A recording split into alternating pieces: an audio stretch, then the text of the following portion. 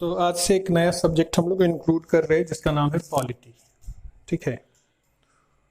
तो आज हम लोग पॉलिटी के कॉन्सेप्ट्स के बारे में बात करेंगे।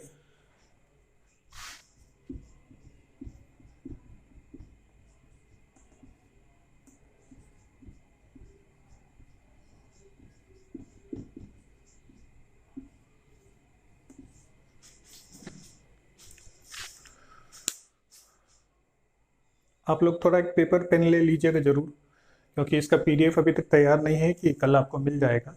तो नोटेबल चीज़ों को नोट करते जाइएगा साथ में, और वैसे स्क्रीन प्रिंट लेने के लिए हम आपको देंगे मौका। आवाज आवाज सब क्लियर है? दिल्ली, पंजाब, हरियाणा सब लोग आवाज सुन पा रहे हैं?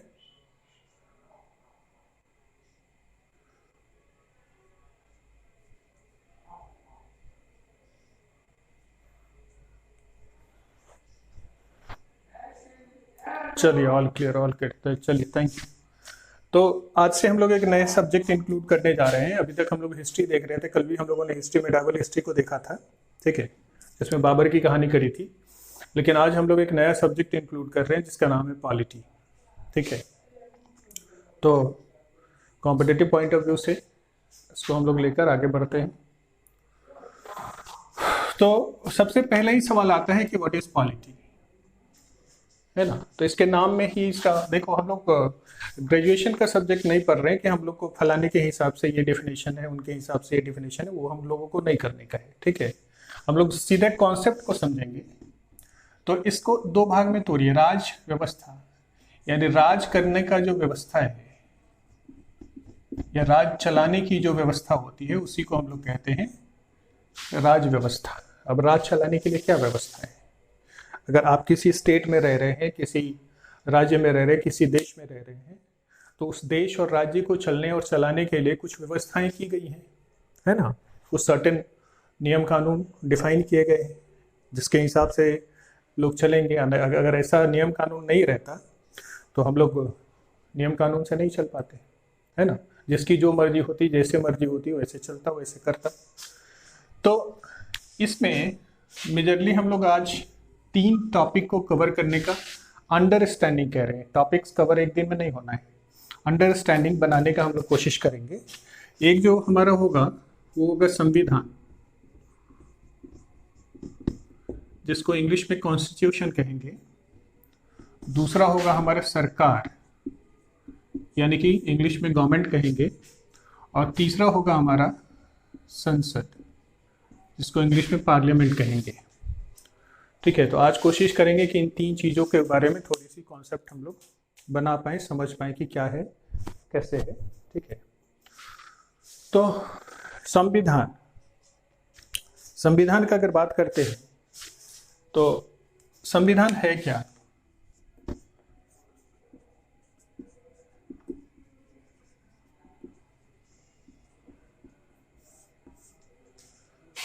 तो इसको समझना है तो अपने अपने घर में झांक के देखना है। सबका घर अलग अलग है और सबके घर में कुछ अलग अलग सेट ऑफ रूल्स और रेगुलेशंस चल रहे होते हैं। ठीक है। ऐसा नहीं है कि वो रूल रेगुलेशन आप ही बना रहे हो और आप ही चला रहे हो, ऐसा नहीं है। आपके घर में जो आपके बड़े बुजुर्ग हैं, घर में जो मम्मी पापा हैं, दादा दादी हैं, उन लोग कुछ नियम कानून बना के रखते हैं और उसके हिसाब से पूरा परिवार चल रहा होता है। ठीक है। और बहुत सारे नियम कानून तो ऐसे होते हैं जो हमको महसूस भी नहीं होते कि हाँ ये नियम कानून है। ठीक है। Sound is clear? चलिए, तो हम अभी बात कर रहे थे कॉन्स्टिट्यूशन, सेट ऑफ रूल्स और रेगुलेशंस के बारे में। इसको कहते हैं कॉन्स्टिट्यूशन। क्या है? तो is a set of rules and regulations. कहने का मतलब ये है कि कॉन्स्टिट्यूशन एक ऐसा एक कंपेंडियम है, एक संग्रह है जिसमें नियम कानून लिखे गए हैं।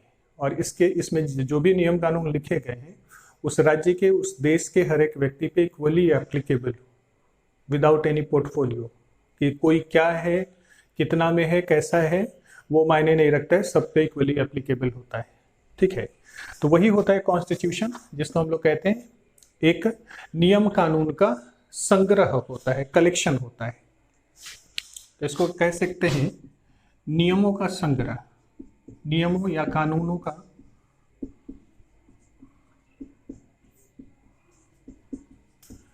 संग्रह जो कि संविधान कहलाता है, जो कि कॉन्स्टिट्यूशन कहलाता है। अब भाई इसकी जरूरत क्यों है, संविधान की जरूरत क्यों है? तो मान लो हम लोग उदाहरण लेते हैं इंडिया का, भारत का। तो भारत में भी कितने राज्य हैं? 28, है ना। अब 28 राज्यों में से अगर किसी का मन करे, मान लो बिहार को मन कर रहे कि नहीं, योगी आदित्यनाथ अच्छे मुख्यमंत्री हैं, तो हम क्या करते हैं कि उन्हीं के साथ शिफ्ट हो जाते हैं, है ना। तो बिहार को हम लोग लेके मर्ज करना चाहते हैं कि हम लोग यूपी हो जाएंगे भैया, ठीक है, हम बिहार नहीं रहेंगे। तो क्या ये पॉसिबल है?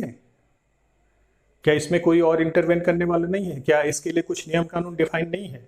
तो इन सब चीज़ों के लिए नियम कानून डिफाइन किया गया है। अगर ऐसा नहीं रहता तो जिसके मन में जो आता है, जैसे कि एक साधारण सा एग्जाम्पल लेते हैं कि आपको किस लड़के से या किस लड़की से शादी करनी है, क्या ये संविधान तय करता है? क्या आपका संविधान तय करता है कि आपकी शादी किस लड़के से होगी या किस लड़की से होगी? ऐसा नहीं है, ऐसा कोई नियम कानून डिफाइन नहीं है। लेकिन आप अगर अपने घर में झांक के देखेंगे तो एक ऐसा कॉन्स्टिट्यूशन चल रहा होता है जो कहीं लिखा हुआ नहीं है, ठीक है, जो मतलब अंडरस्टूड है, वो खुद ब खुद इंसान समझता है, जानता है ना, कि कैसे कैसे क्या होना है। लेकिन अगर आप कोई बाइक या मोटरसाइकिल या फिर कोई स्कूटी लेकर के या कार लेकर के जब रोड पे निकलते हैं और जैसे ही सिग्नल रेड हो जाता है, क्या वो स्कूटी, बाइक और कार के लिए इक्वली एप्लीकेबल है? सबको वहीं पे स्टॉप होना है या फिर आगे बढ़ जाना है? तो सबके लिए इक्वली एप्लीकेबल है और वो संविधान में लिखा हुआ। अगर आप उस रूल को ब्रेक करते हैं तो उस स्टेट का सरकार, वहाँ की पुलिस, वहाँ की ट्रैफिक पुलिस आपको फाइन कर सकती है, आपको पनिश कर सकती है ना। तो वो कॉन्स्टिट्यूशनल बात है जो लिखित है। लेकिन बहुत सारे ऐसे नियम कानून रोज हम लोग फॉलो करते हैं जो कि कहीं लिखित नहीं है, ठीक है। यानी कहने का मतलब हम ये समझाना चाह रहे थे आपको कि ये जो संविधान है लिखित में भी उपलब्ध है और अलिखित, यानी कि रिटेन और नॉन रिटेन, ठीक है। आप अगर स्क्रीनशॉट लेना चाहते हैं तो ले लीजिए।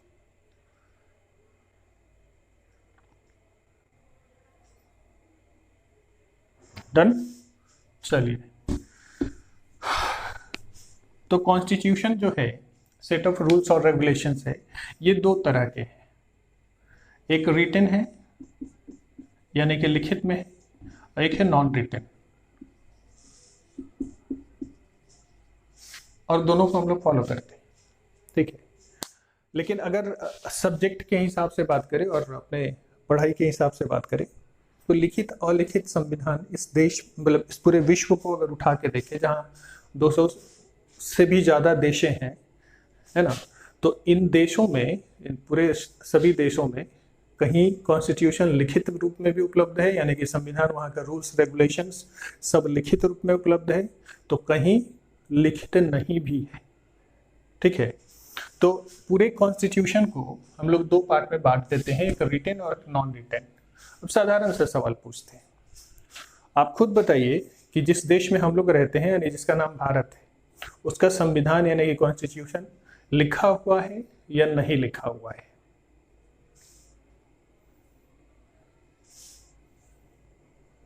रिटन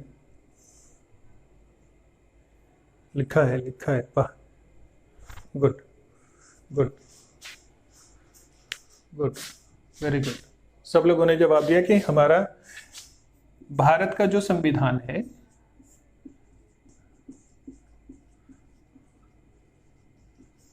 ये लिखित है, ये रिटन है।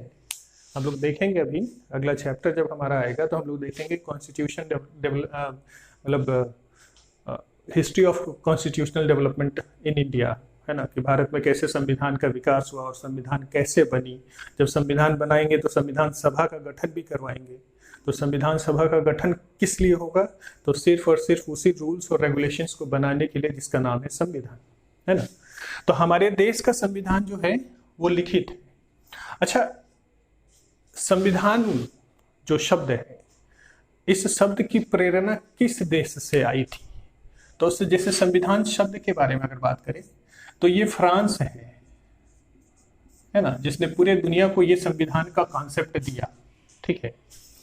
फ्रांस एक ऐसा देश है जहाँ से सभी देशों को ये मतलब वहाँ से जो फ्लो शुरू हुआ कि किसी चीज को चलाने के लिए कुछ रूल्स रेगुलेशंस होना चाहिए, जिसको संविधान कहते हैं। तो संविधान की प्रेरणा फ्रांस से आई, ठीक है। लेकिन अगर संविधान में घुसते हैं लिखित और लिखित में, तो सबसे पहला, ये सब जीके है लेकिन बहुत इंपॉर्टेंट है, सबसे पहला लिखित संविधान पूरे विश्व में सबसे पहले बनाया था अमेरिका ने।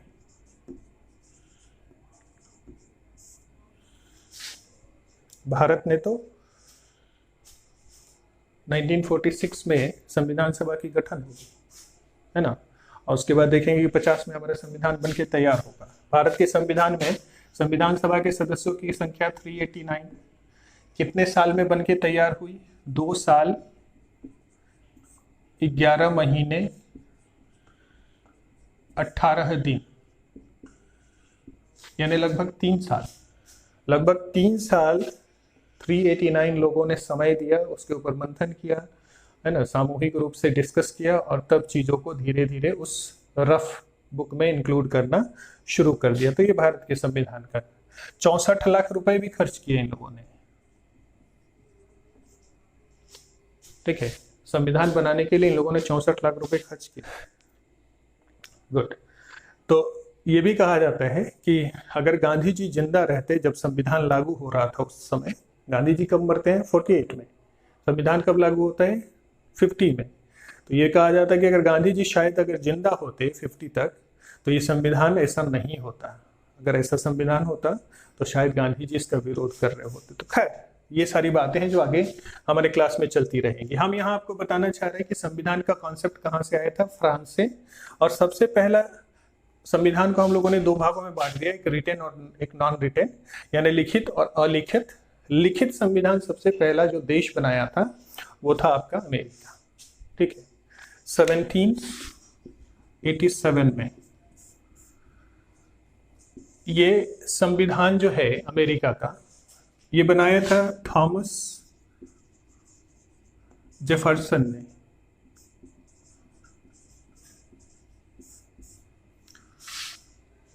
मतलब अमेरिका के संविधान के पिता कहे जाते हैं थॉमस जेफरसन, ठीक है।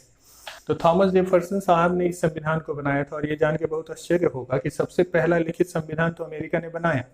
और आज के परिप्रेक्ष्य में, आज के रिस्पेक्ट में अगर बात करें कि पूरे विश्व में सबसे छोटा संविधान, लिखित संविधान किसका है, तो वो भी अमेरिका का ही है ना। पूरे विश्व का सबसे पहला लिखित संविधान भी अमेरिका के पास, और सबसे विश्व का छोटा संविधान अभी भी अमेरिका का ही है। जानकर आश्चर्य हो गया कितना अभी है? 12 पेजेस का। ये 12 पेज का ही संविधान है अमेरिका का, और पहले जब लिखा गया था उस समय था 8 पेजेस का। तो सबसे दुनिया का छोटा संविधान अमेरिका का है अभी, और सबसे पहला लिखित संविधान भी अमेरिका का है, ठीक है। थॉमस जेफरसन इसके father of constitution, American constitution कहे जाते हैं। तो अभी हम लोग देखेंगे कि कैसे छोटा है। अगर भारत के रिस्पेक्ट में थोड़ा मिटाते हैं इसको हम, ठीक है, तो अच्छी सी ड्राइंग। तो एक तरफ इंडिया को रख देते हैं हम, और एक तरफ यूएसए यानी कि अमेरिका को रख देते हैं। तो इंडिया और अमेरिका, अमेरिका में हमने क्या बोला कि ये सबसे पहला लिखित संविधान है, ठीक है, विश्व का सबसे पहला लिखित संविधान। दूसरा इसमें क्या बोला कि विश्व का सबसे छोटा, अगर इसी को भारत में लिखना होगा तो लिखेंगे विश्व का सबसे बड़ा संविधान। हम लोग कम थोड़े, अमेरिका विश्व का सबसे छोटा संविधान लिख करके चल रहा है, और आज डेवलप्ड नेशन में सबसे नंबर 1 पे है। और हम लोग दुनिया का सबसे बड़ा संविधान लिख करके अभी डेवलपिंग नेशन में चल रहे हैं, और अर्थव्यवस्था तो अगले आने वाले सालों में पता ही चलना है कि क्या होना है, ठीक है। तो विश्व का सबसे बड़ा संविधान, लिखित संविधान का बात कर रहे हैं, और लिखित में नहीं जाइएगा। लिखित संविधान में सबसे बड़ा भारत का है और सबसे छोटा अमेरिका है। तो ऐसा क्यों है ना? तो ऐसा अगर समझना है तो देखिए, समझिए, एक तरफ भारत को बनाते हैं इंडिया,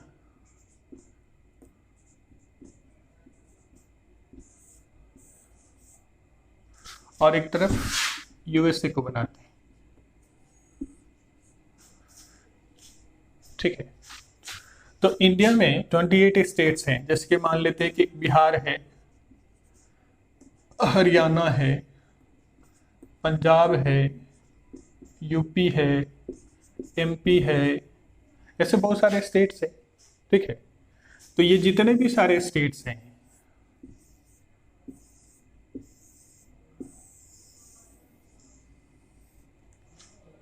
कि ड्राइंग से क्लियर होगा आपको कि इस तरह का ड्राइंग क्यों बन रहा है। अगर यूएसए में जाएंगे तो आप मान लीजिए एक फ्लोरिडा है,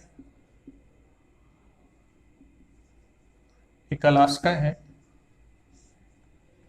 एक टैक्सास ले लीजिए, है ना। तो ये सब कुछ स्टेट्स हैं यूएसए के, और भी बहुत सारे स्टेट्स हैं, ठीक है।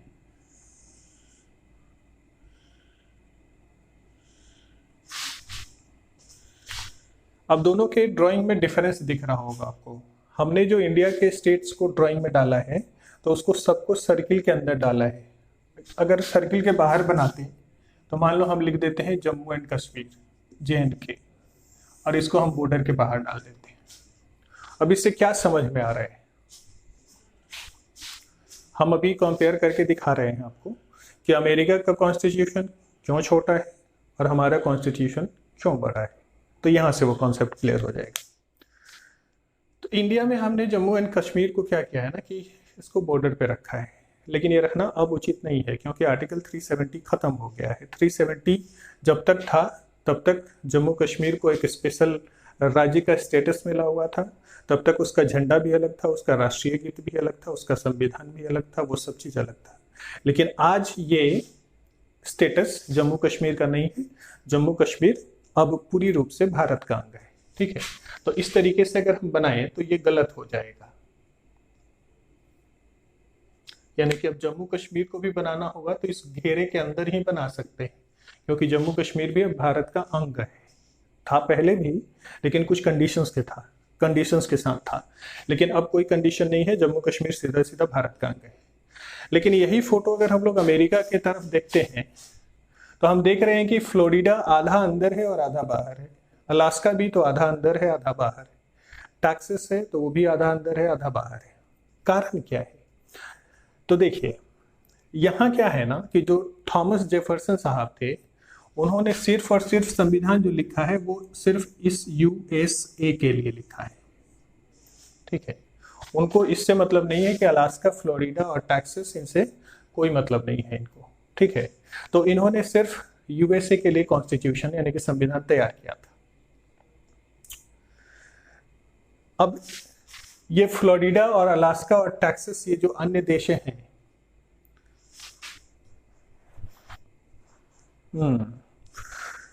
तो इन लोगों का यानी कि जो स्टेट्स हैं इनका अपना अलग अलग संविधान है।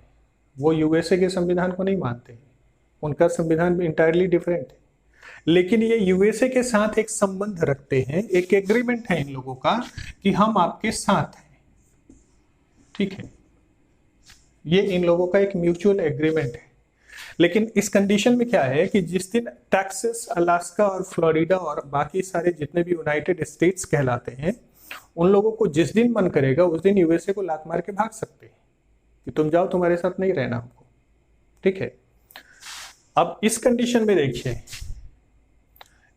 जो भीमराव अंबेडकर साहब, जिसको फादर ऑफ इंडियन कॉन्स्टिट्यूशन हम लोग कहते हैं, उन्होंने इंडिया यानी कि केंद्र सरकार के लिए यानी कि केंद्र के लिए तो संविधान लिखा है, लेकिन इसके जितने राज्य थे उनके लिए भी संविधान में प्रोविजंस किया गया।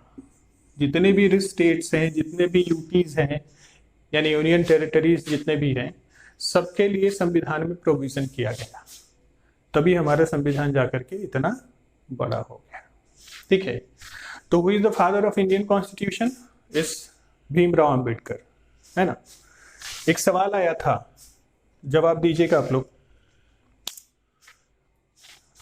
भारत के आधुनिक मनु के नाम से किसे जाना जाता है? भारत में आधुनिक मनु के नाम से किसे जाना जाता है?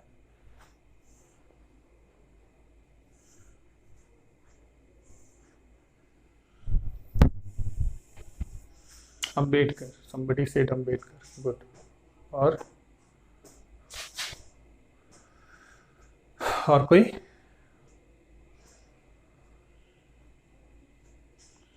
चलिए कोई बात नहीं, एकदम एकदम सही जवाब है भाई, सब लोगों का सही जवाब है।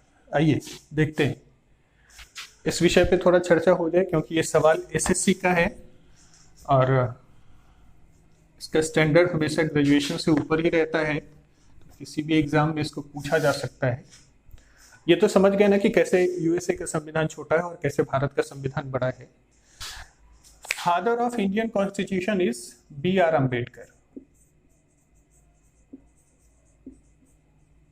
यानी भीमराव अम्बेडकर, ठीक है। और इन्हीं भीमराव अम्बेडकर को कहा जाता है फादर ऑफ इंडियन कॉन्स्टिट्यूशन, ठीक है। और इसी B.R. अम्बेडकर को ही हम लोग कहते हैं आधुनिक मनु,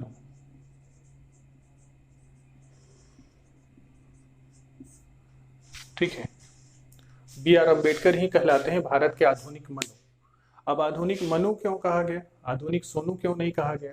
तो मनु कोई ऐसा व्यक्ति था, देखो मनु कौन था, तो ये भी थोड़ा समझ लीजिए, इससे भी इंपॉर्टेंट क्वेश्चन हो जाता है। वैदिक काल के समय में जब हम लोग प्राचीन भारत पढ़ेंगे तो उस समय देखेंगे वैदिक काल के समय में हमारे भारत में सबसे पहले कानून के निर्माता मनु ही थे, ठीक है। तो वैदिक काल में मनु ने एक पुस्तक लिखी थी जिसका नाम था मनुस्मृति।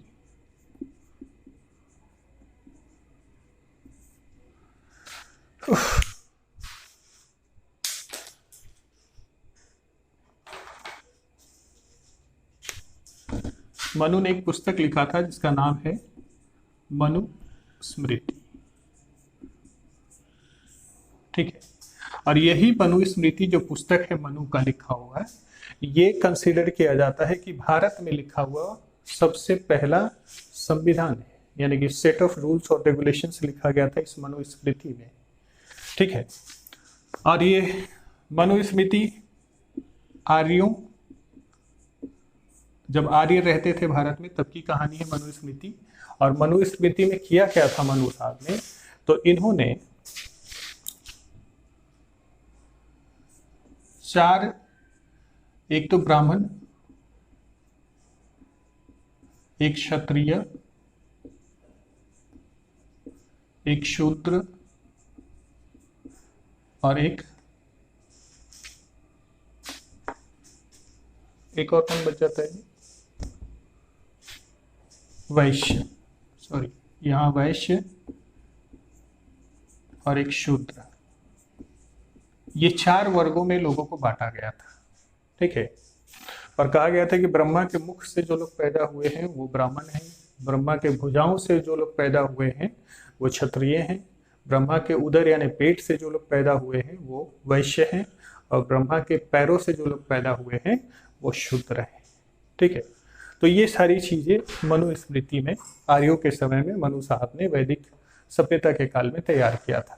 तो ये भारत के अंदर कंसीडर किया जाने वाला पहला ऐसा कानून था।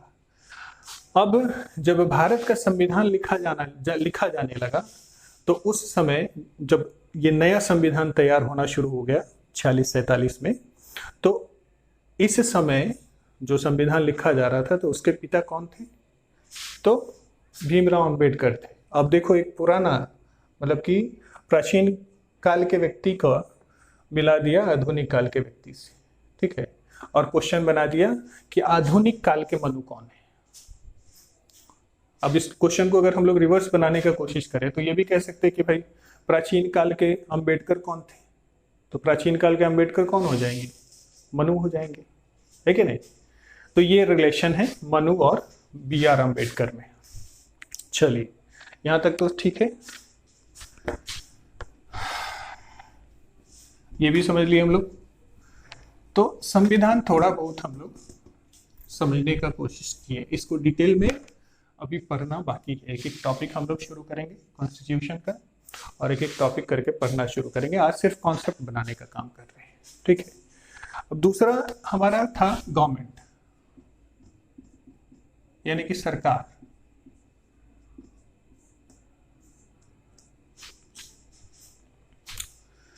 तो सरकार मुख्य रूप से आपको देखने को मिलेगा तो प्रजातांत्रिक होता है या लोकतांत्रिक कह लीजिए, लोकतंत्र हुआ करता है जिसको डेमोक्रेसी कहते हैं, राजतंत्र हुआ करता है, और एक हुआ करता है वो क्या, डिक्टेटरशिप को हिंदी में क्या कहेंगे, जो हिटलर साहब का शासन चलता था उसको क्या कहते हैं, तानाशाही।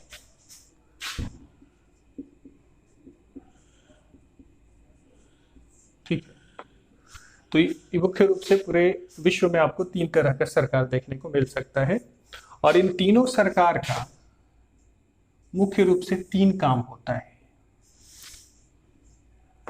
ठीक है, यानी कि बात करें तो सरकार के मुख्य रूप से 3 काम। अगर क्लास डिस्कनेक्ट होगा तो ज्वाइन कीजिएगा, आज इस टॉपिक को खत्म करना है फिर से। तो सरकार के 3 काम। पहला काम नियम बनाना,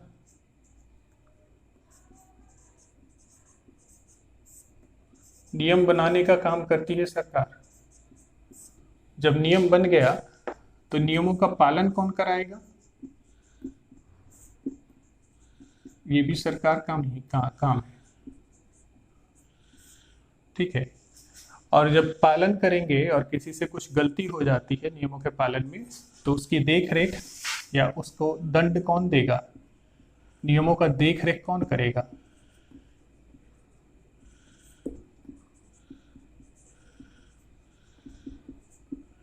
ये भी सरकार का ही काम है।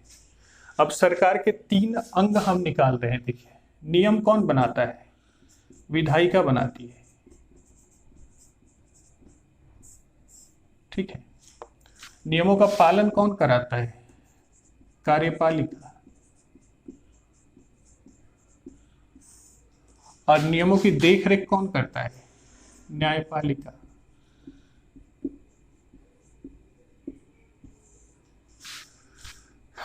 ठीक है, सरकार के 3 अंग निकल के सामने आए, विधायिका, कार्यपालिका और न्यायपालिका। विधायिका का काम क्या है, नियम बनाने का। कार्यपालिका का काम क्या है, उन नियमों का पालन करवाना है।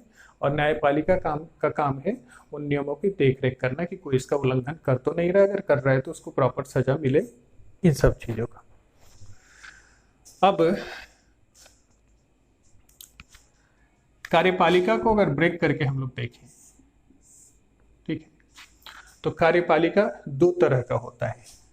एक आपको मिलेगा स्थायी और एक मिलेगा आपको अस्थायी। कार्यपालिका 2 तरह के, एक स्थायी और एक अस्थायी। स्थायी का मतलब क्या है, स्थायी का मतलब कि कार्यपालिका के वैसे सदस्य, वैसे अंग जो परमानेंटली वहां पे मौजूद रहते हैं, हमेशा रहते हैं। तो कौन हो जाएंगे इसमें, आपके गवर्नमेंट ऑफिशियल्स हो जाएंगे, जिनकी जो एग्जाम देते हैं, कॉम्पिटिटिव एग्जाम देकर के जाते हैं, सेलेक्ट होते हैं, और उनकी एक रिटायरमेंट की आयु निश्चित होती है। जैसे आपके IAS, IFS, IRS और इस तरीके से जितना भी पोस्ट है आपको, वो सारे स्थायी सदस्य होते हैं। अब इन लोगों को जोड़ के देखो, इन लोगों का काम क्या होता है, नियमों का पालन करवाना ही काम होता है। ये लोग नियम तो नहीं बना सकते, है कि नहीं। तो ये लोग स्थायी सदस्य होते हैं कार्यपालिका के। तो अस्थायी सदस्य कौन होता है, अस्थायी होता है निर्वाचित सरकार। निर्वाचित सरकार यानी कि